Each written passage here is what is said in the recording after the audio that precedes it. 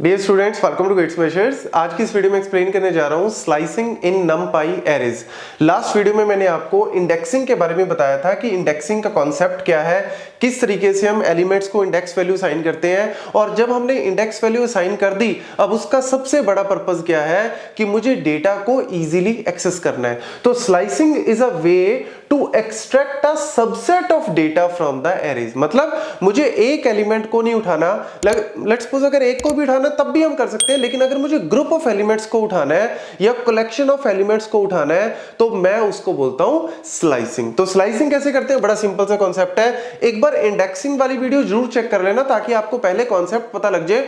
Although indexing जो है जैसे हम पाइथन के अंदर करते हैं या डेटा स्ट्रक्चर सी में करते हैं, वहां पे भी कॉन्सेप्ट वही है, बस सिंटेक्स का पार्ट अलग है, लेकिन फंडा तो वही है, यूज भी वही है, करते कैसे क्यों करते हैं वो सारा कॉन्सेप्ट वही है। तो देखो सबसे पहले मैं आपको स्लाइसिंग करके दिखाता हूं वन डायमेंशनल एरे के अंदर। तो ये मेरा जो है वो एक वन डायमेंशनल एरे है, 10 20 30 40 इस तरीके से मैंने एलिमेंट्स डाल दिए। अब देखो इसकी इंडेक्सिंग कैसे करते हैं। यहाँ पे ये वाला मेरा जो है वो एलिमेंट, मैं इसका कलर चेंज कर देता हूं ताकि आपको अच्छे से दिख जाए। ये मेरा इंडेक्स नंबर 0 1 2 3 4 5 6, ठीक है। तो ये मेरा 0 से लेके इस तरीके से इंडेक्स। और माइनस में कैसे होती है, माइनस में हम राइट साइड से स्टार्ट करते हैं, -1 -2 -3 -4 -5 -6 -7, ठीक है। तो इस तरीके से हमारी जो है वो माइनस में इंडेक्सिंग होती है और इस तरीके से हमारी पॉजिटिव में इंडेक्सिंग होती है। तो बाय डिफॉल्ट अगर कोई क्वेश्चन आता है तो आप इसको इस तरीके से लिख सकते हो, ठीक है ना। तो आपको इजीली जो है वो आंसर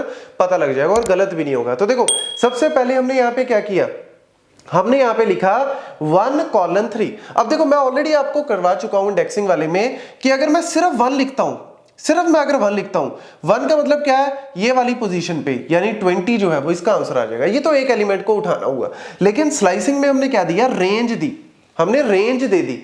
रेंज में हमारे पास क्या होती है, 3 चीजें होती हैं। एक होती है स्टार्ट बिट कि स्टार्ट कहां से करना है, एक होती है स्टॉप बिट कि स्टॉप कहां पे करना है, और एक होता है हमारे पास स्टेप कि मैंने कितने एलिमेंट्स को मतलब स्टेप वाइज कि एक एक करके स्टेप जो है वो आगे चलना है या दो दो के स्टेप। जैसे हम सीढ़ियां चढ़ते हैं तो सीढ़ियों में कई बार नॉर्मली तो हम क्या करते हैं, एक एक स्टेप को ही चढ़ते हैं, लेकिन कई बार जैसे यूं दिल होता है, कई बार हम मतलब इस तरीके से खुशी में दो दो बार भी मतलब दो दो का जंप ही करते हैं। तो वो वाला मतलब स्टेप वाला कॉन्सेप्ट हो गया कि पहले एलिमेंट को उठाया, उसके बाद एक छोड़ के दूसरे को उठाया, या एक छोड़ के बजाय दो छोड़ के नेक्स्ट वाले को उठाया, तो वो आपका जो है वो स्टेप हो गया। तो देखो यहां पे हमारे पास जो है वो पहला कॉन्सेप्ट क्या कहता है, 1:3। 1 मतलब स्टार्ट बिट, स्टॉप बिट मेरी क्या है यहाँ पे 3, और स्टेप यहां पे नहीं दिया, कॉलन कुछ नहीं दिया, तो बाय डिफॉल्ट ये एक एक करके ही एलिमेंट को उठाता है, ठीक है। तो यहां पे सबसे पहले जो है 1 मतलब ये आपका जो है वो 1 यहां से स्टार्ट करना है आपको। अब यहां से चलते जाना है, चलते जाना है, यहां से चलते जाना है, कहां तक, स्टॉप मेरा क्या है 3। अब 3 मेरा क्या है, स्टॉप। हमेशा याद रखना जो स्टॉप की वैल्यू दी होती है उससे एक कम तक चलता है ये, मतलब स्टॉप की वैल्यू 3 दी है तो यानी ये 2 तक चलेगा। स्टॉप की वैल्यू अगर लेट्स सपोज 5 दी होती 4 तक चलता, 6 दी होती 5 तक चलता। उसका सिंपल सा रीजन है यार, देखो स्टॉप मतलब थर्ड एलिमेंट पे, तो यहां पे मेरा एक तरह से क्या है 1 2 3, ये थर्ड एलिमेंट ही तो है। ये देखो ना, ये पहला एलिमेंट है, ये दूसरा और ये तीसरा एलिमेंट है, ये थर्ड है, ये थर्ड एलिमेंट है स्टॉप। लेकिन इंडेक्सिंग हमारी 0 से हो रही है ना, तो इस वजह से एक नंबर हमने कम ले लिया। नॉर्मली तो हम ऐसे ही कहते हैं कि तीसरा एलिमेंट पे स्टॉप कर जाओ, तो है तो ये तीसरा एलिमेंट ही, लेकिन इंडेक्सिंग 0 से स्टार्ट हो रही है, इस वजह से ये 2 पे रुक जाएगा। इस वजह से जो हम वहां पे देते हैं स्टॉप, उससे एक कम तक चलता है। कई बार पूछ ले आपसे इंटरव्यूज में कि स्टॉप से एक कम तक क्यों चलता है तो एलिमेंट वो थर्ड ही, लेकिन मेरी इंडेक्सिंग 0 से स्टार्ट हो रही है, इस वजह से हमने एक नंबर जो है वो कम कर दिया। तो यहाँ पे ये वाले एलिमेंट मतलब एक तरह से 20 और 30 एलिमेंट को ये उठा लेगा। इस तरीके से एक और करके देख लो, लेट्स सपोज 1:6। अगर मैं 1:6, तो देखो 1 से स्टार्ट किया, 6 तक जाना है, लेकिन 6 नहीं जाएगा, ये 5 तक जाएगा, ये 5 तक जाएगा, ठीक है।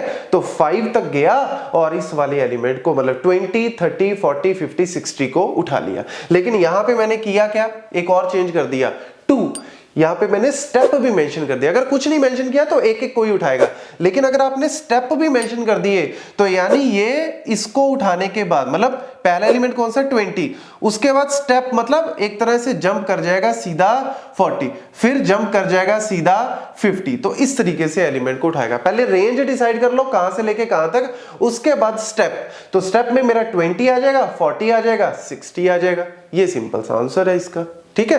देन उसके बाद आता है माइनस वाली रेंज। अगर लेट्स सपोज मुझे -1 से -3 जाना है, मतलब यहां पे मैंने रेंज दे दी -1 से -3।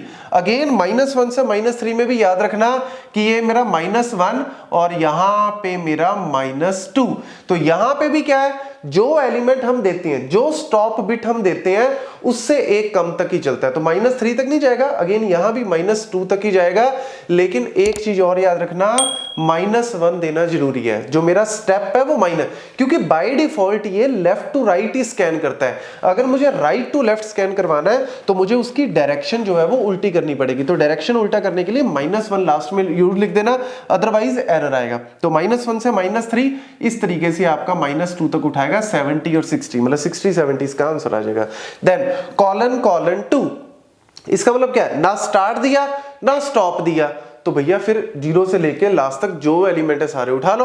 और यहां पे कॉलन 2 का मतलब क्या है, स्टेप मेरे क्या दे दिए 2, मतलब पहले सबसे पहले मैंने क्या उठाया 10, एक छोड़ दो 30, एक छोड़ दो 50, एक छोड़ दो 70। जब स्टार्ट नहीं दिया स्टॉप नहीं दिया, सीधा स्टेप दे दिए कि दो मतलब एक एक स्टेप छोड़ के उठा लो, तो लास्ट तक पूरे को स्कैन करो, एक एक करके एलिमेंट को इस तरीके से स्किप करो और बाकियों को उठा लो। ऐसे ही दे दिया -1 का मतलब क्या है, कॉलन -1, मतलब यहां से स्टार्ट करके इसको रिवर्स में, -1 मतलब उल्टा चलना है, राइट से लेफ्ट में चलना है, जैसे हम यहाँ पे चले हैं। लेकिन ना कोई स्टार्ट दिया ना स्टॉप दिया, तो यानी सारे एलिमेंट 70 60 50 40 30 इस तरीके से रिवर्स में जो है वो प्रिंट कर देगा। ये भी कई बार पूछ लेते हैं रिवर्स में अगर प्रिंट करवाना हो, तो ये एक तरीका है रिवर्स में प्रिंट करवाने का।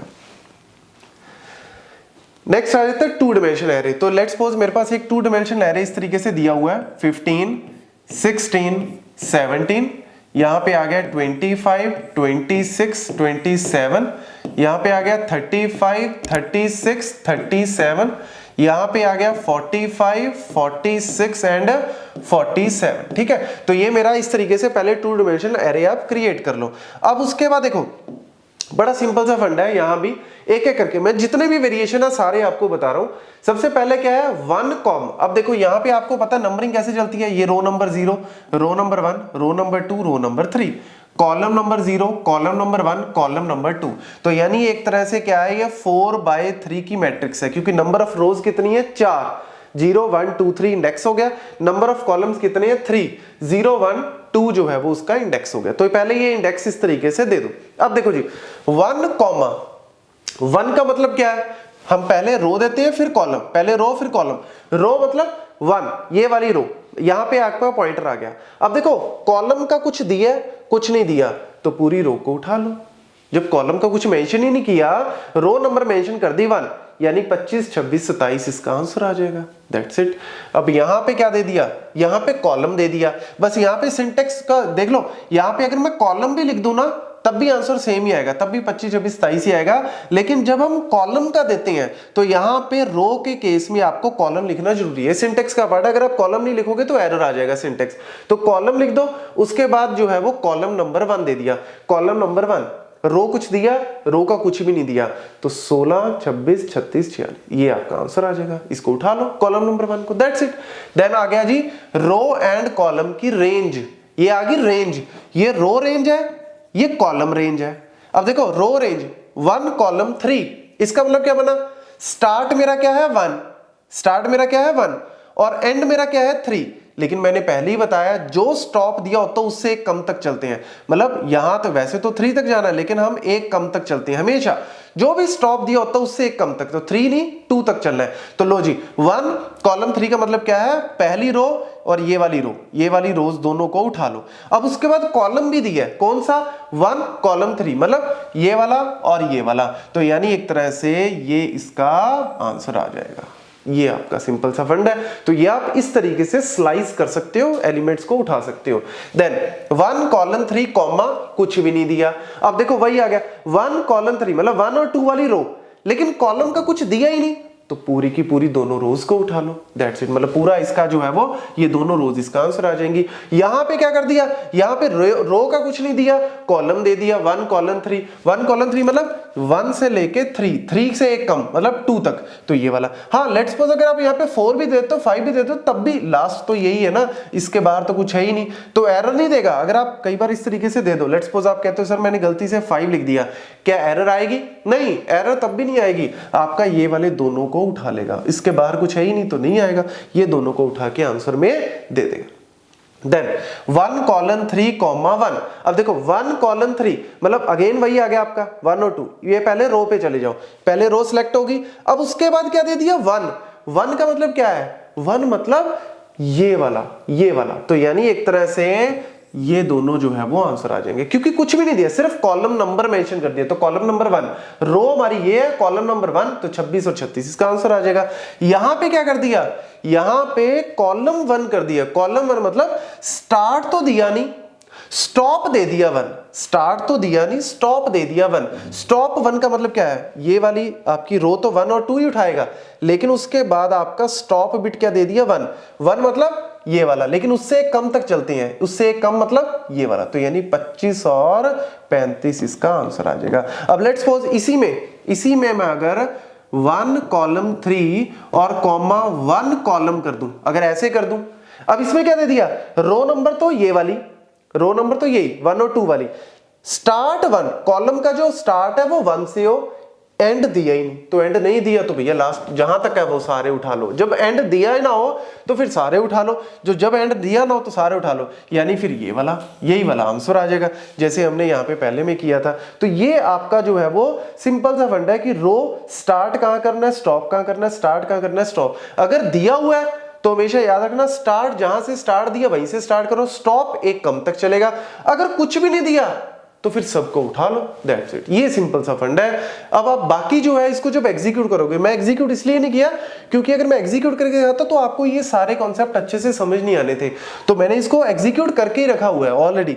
आप भी क्या करो, सिंपल इसको एज इट इज एग्जीक्यूट करके देख लो, इजीली आपको समझ आ जाएगा। Thank you.